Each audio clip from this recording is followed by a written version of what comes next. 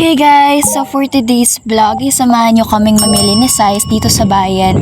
Ang gagamitin namin ay mga toppings lang yung chocolate na inad namin, which is binili na namin yun sa Save More at dito sa palengke. So hindi na namin napakita sa inyo kung ano-ano yung mga binili namin. So sobrang dami na rin naming dala. At ngayon, didiretso na kami niyan dun sa kung saan na namin ibibake yung 400 pieces na donuts. So guys, bukas na yung event and sobrang grateful and thankful kami kay Lord kasi God will provide talaga. Ginamit niya din talaga din si Kuya Bunso kung paano mag-start yung food cart namin.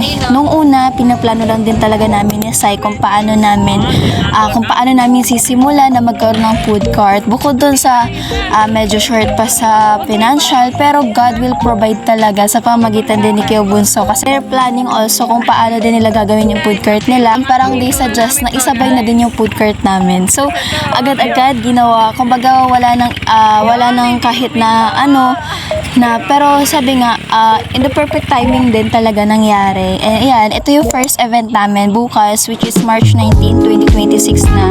So yun na po mismo yung birthday na ni Jopay, and alam ko po surprise birthday po yan. So ito na yung mga moment na morning na po yan. Hindi na kami nakapag-vlog nung mismo ginagawa po namin yung donuts. Sobrang busy na din po.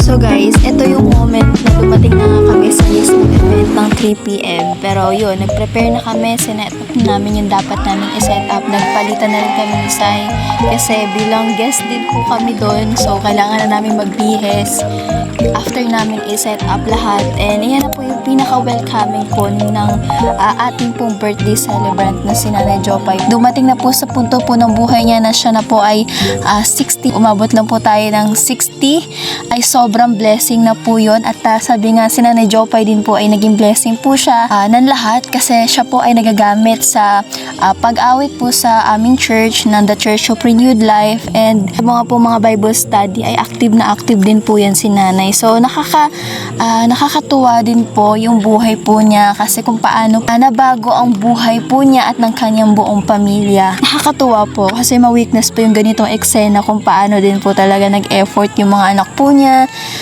from the setup, kung paano po yan nangyari. Ayan.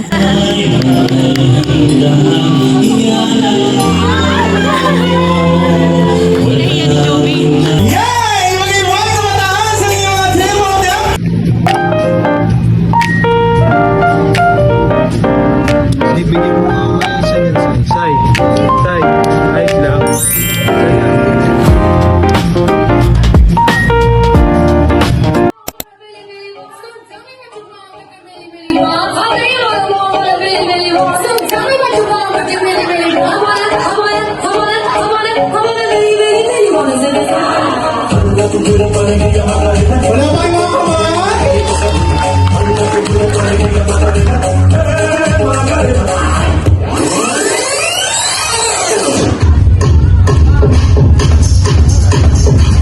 Wala pa yung mga